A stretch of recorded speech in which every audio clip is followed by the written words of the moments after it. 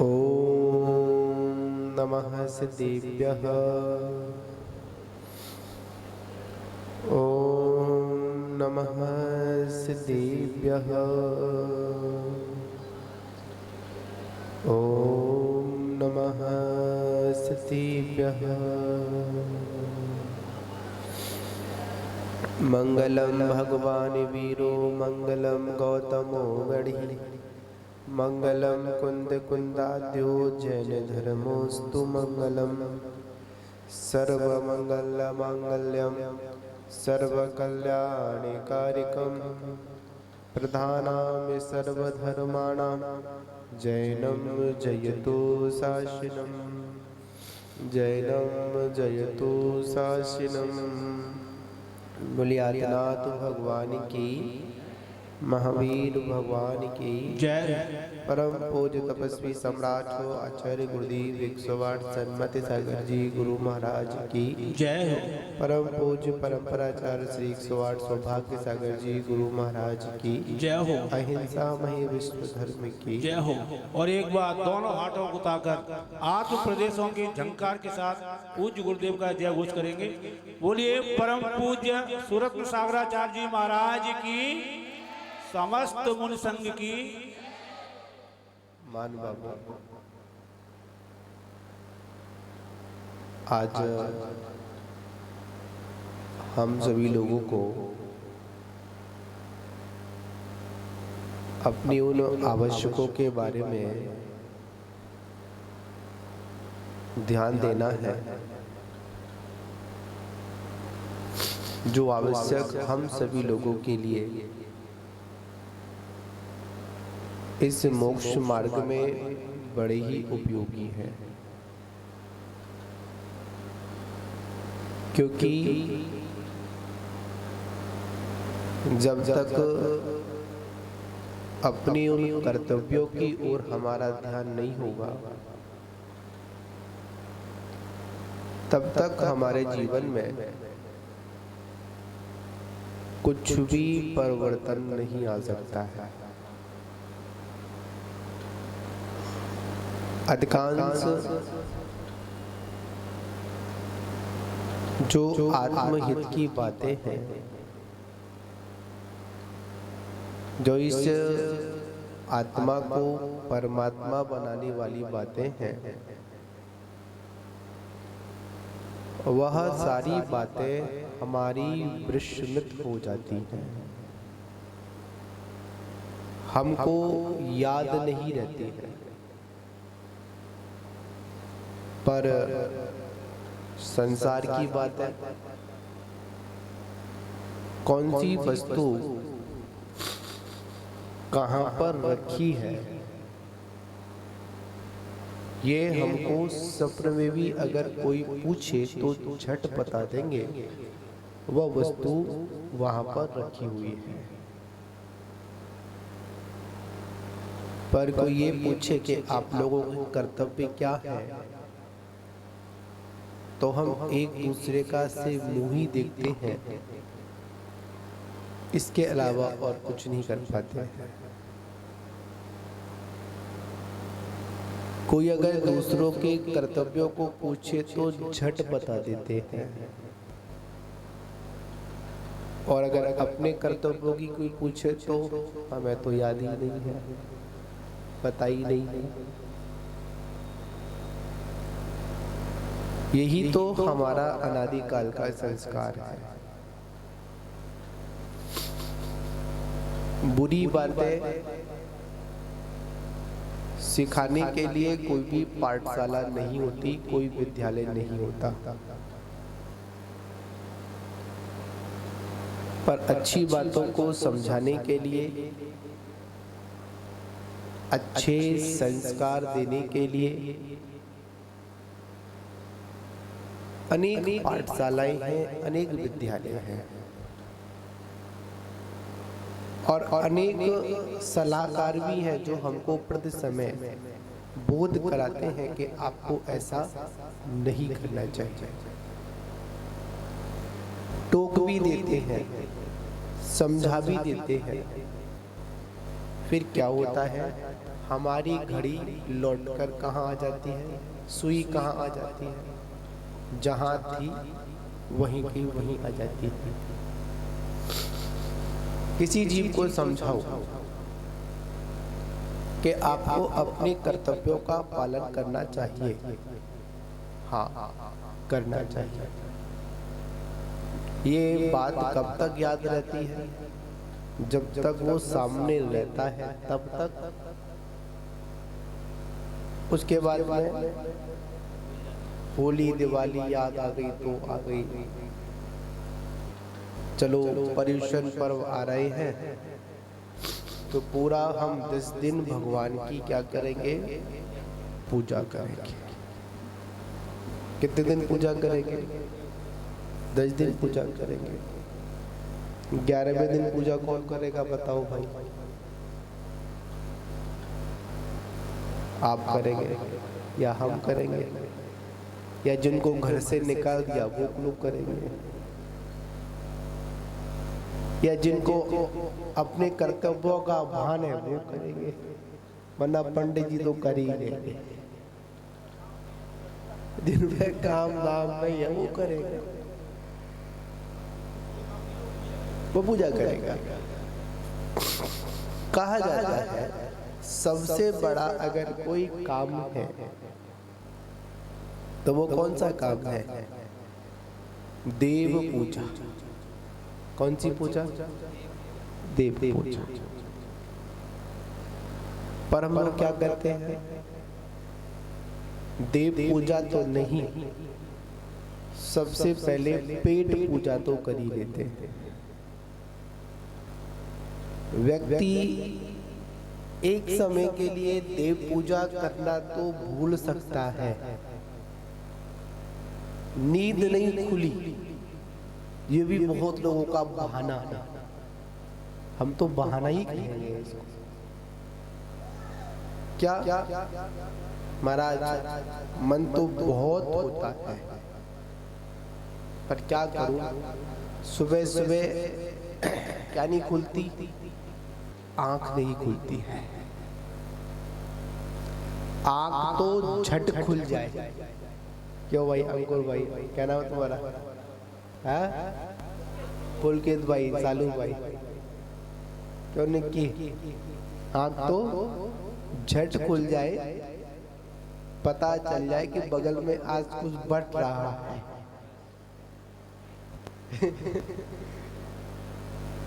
फिर जाने कि अपनी आंख नहीं खुलती है। ट्रेन की टिकट हो जाए या कोई हमारा आवश्यक कार्य हो, उस समय तो आंख हाल खुल जाए, तब तो कोई बहाने नहीं लगाते हम लोग। किंतु परंतु तब नहीं होती है। पर कहा जाए कि भगवान का अभिषेक करना है, भगवान की पूजा करनी है, गुरु उपासना करनी है, स्वाध्याय करनी है, स्वाध्याय करनी है, तप करना है, त्याग करना है, दान करना है। इन 60 कर्तव्यों को करने के लिए हमारे पास में बहुत सारे ऐसे जवाब हैं कि आगे हम कुछ बोल ही नहीं पाते हैं।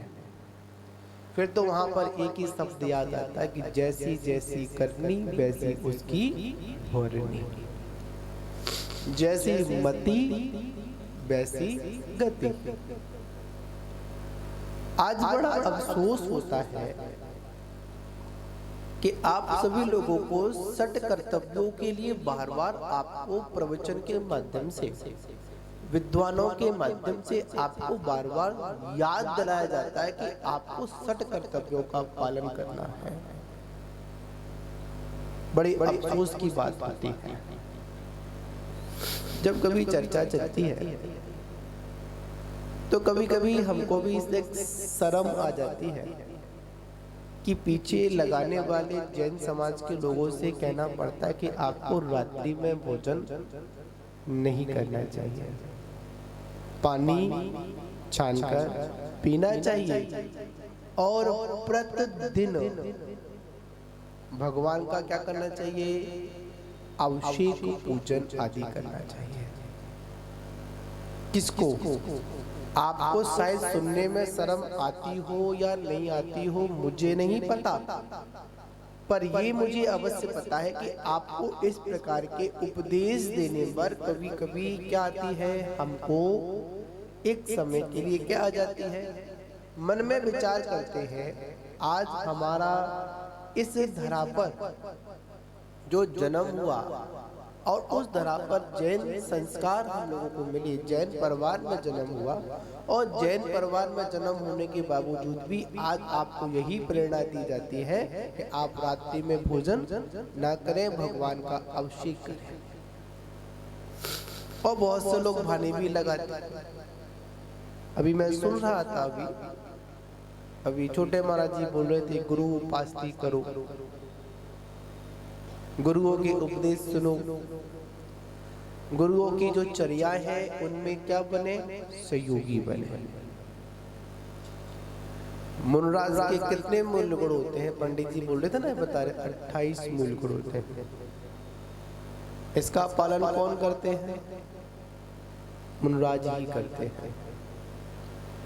एक ऐसा समिति होती है, कौन सी होती है जानते हो, नाम सुना है ऐसा समिति का, क्या होता है, मुनराज शुद्ध भोजन करते हैं, मतलब अंतरायों को टालकर, उद्गम आदि दोषों को टालकर क्या करते हैं, अपनी चर्या करते हैं। 32 अंतरायों को टालकर, दोष होते हैं उनको टालकर आहार चर्या करते हैं। लोग अधिकांश एक प्रश्न पूछते हैं, क्या आज भी मुनराज 28 मूल गुणों का पालन करते हैं, अपने कर्तव्यों का निर्वाह करते हैं? हाँ, अवश्य करते हैं। पर उन 28 मूल गुणों में मैं तो ये कहता हूँ, मात अगर निकाली जाए तो उद्गम और उत्पादन 200 ऐसा समिति के श्रावक संबंधी भी होते हैं और मुनि संबंधी भी होते हैं। 16 श्रावक के होते हैं और 16 मुनियों के होते हैं। तो मैं तो ये कहता हूँ 27.90 मूल गुण हम लोग पालते हैं और 10% मूल गुण आप श्रावक गण पलवाते हैं, जिसमें क्या होता है, मुनराज के निमित्त से भोजन नहीं बनाना आज कहना पड़ता है। मुनराजों को भी आहार दान के लिए आप लोगों को प्रेरित करना पड़ता है, प्रेरणा देनी पड़ती है। आइए चौका लगाइए, मुनराजों को आहार दान दीजिए। बहुत से लोगों को डर भी लगता है, महाराज आलू नहीं छुड़ा दे, रात का खाना नहीं छुड़ा दे। चिंता मत करो, मैं नहीं छुड़ाता। क्या छुड़ाऊंगी, कोई छुड़ाने की चीजें हैं आप लोगों की, ये तो आपको खुद छोड़ देनी चाहिए। क्या जितनी भी जो मोक्ष मार्ग में बाधक हैं, इन सारी वस्तुओं को आपको स्वतः ही छोड़ना चाहिए। हम छुड़वाएं तो ये हमको शोभा नहीं देती है। हमको तो आपसे ये कहे कि आप महाव्रतों को स्वीकार करें, आप अणु व्रतों को स्वीकार करें। आप ये बात तो समझ में आती है और हम आपसे आहार लें और बोले कि आलू छोड़ दो। अरे हम क्यों कहें, हम नहीं कहेंगे भाई, इच्छा हो तो छोड़ो, नहीं इच्छा हो तो मत छोड़ो। कहा भी जाता है जो खाएगा आलू वो बनेगा। मैं नहीं बोलूंगा, आप लोग बोलिए। जो त्रेंच जीवों का घात करेगा निश्चित ही उसकी कौन सी पर्याय होगी, त्रेंच पर्याय होगी। महान बाबू विचार करने वाली बातें हैं, षट कर्तव्य की बातें हैं, षट आवश्यक की बातें हैं। षट कर्माणि दिने दिने। तो महान बाबू सारे कार्यों को छोड़कर हमें क्या करना चाहिए, अपने कर्तव्यों पर ध्यान देना चाहिए। हमारी आदत क्या है, हम एक दूसरे को देखकर याद करते हैं, पर नहीं, हम अपना जीवन ऐसा बनाएं कि हमारी कर्तव्यों को देखकर सामने वाले के कर्तव्य करने के भाव पैदा हो जाए। ऐसा हमारा जीवन होना चाहिए।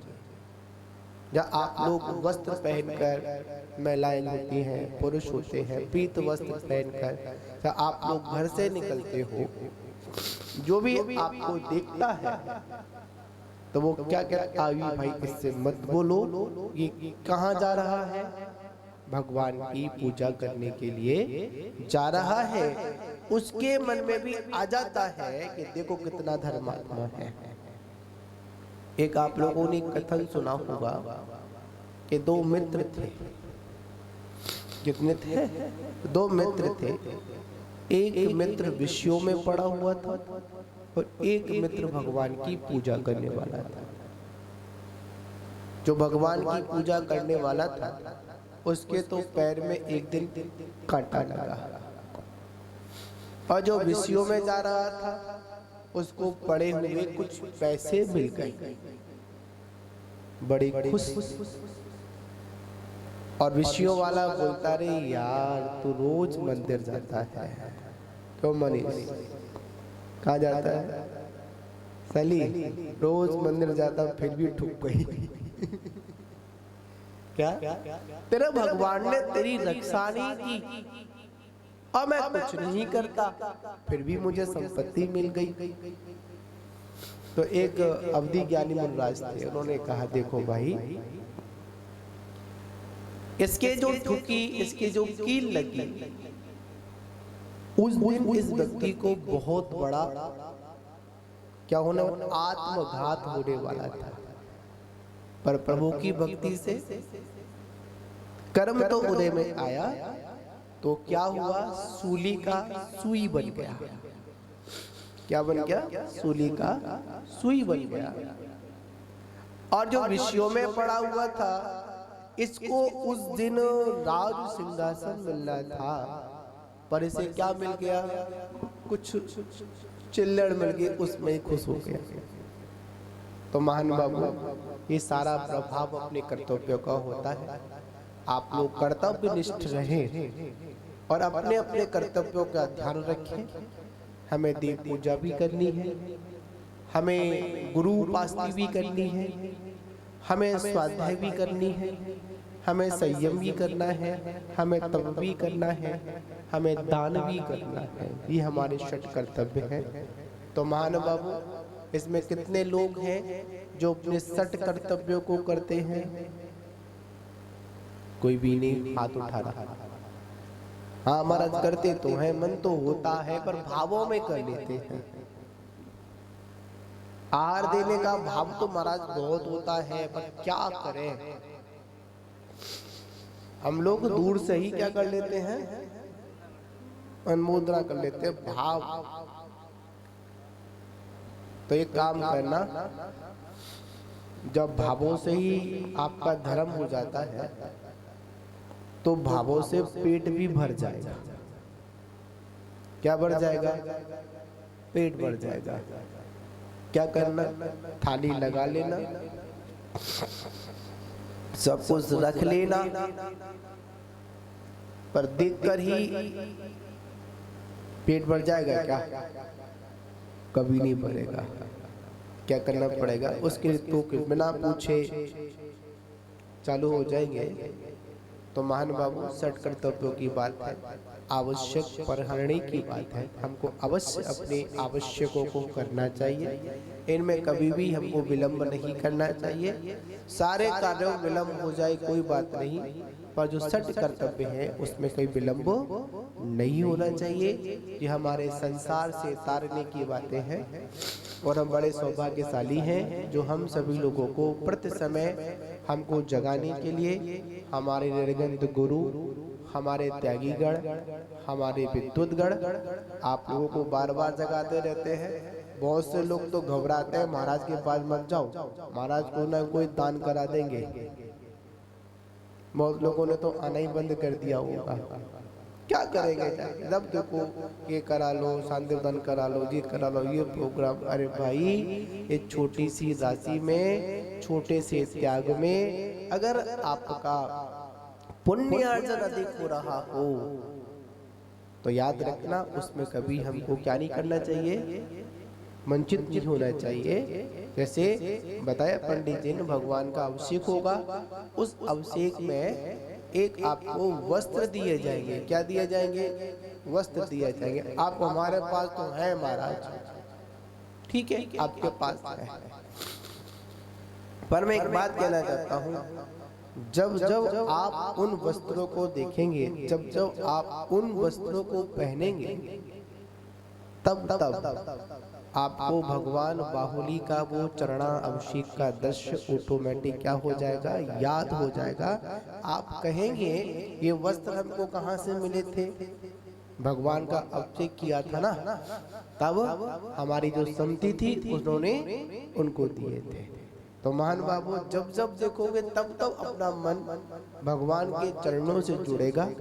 तो मैं तो ये कहूँगा, ज़्यादा बड़ी व्यवस्था नहीं है, ज़्यादा कुछ नहीं है, और जितनी भी जो महिला मंडल बैठी हुई है, इतना तो बस चलता है।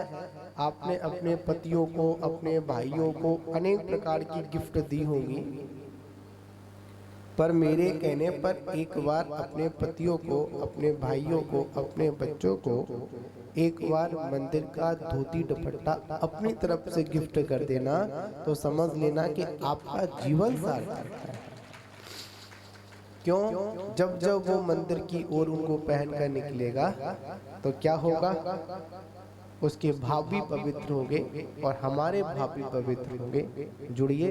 क्यों भाई सालू भाई, ठीक है ना? अभिषेक में आपको बैठना है, और मैं तो कहूँगा आपको युवा हो, निकी युवा हो, इन युवाओं को भगवान से इतना नजदीक होना चाहिए, इतना नजदीक होना चाहिए कि इन पर बुढ़ापा नहीं आए।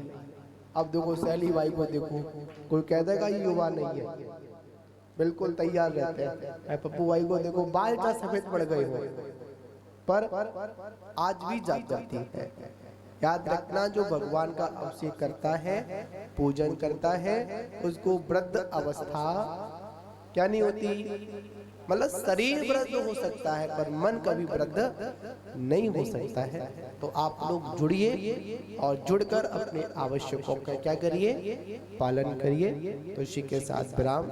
जय बोलो महावीर भगवान की।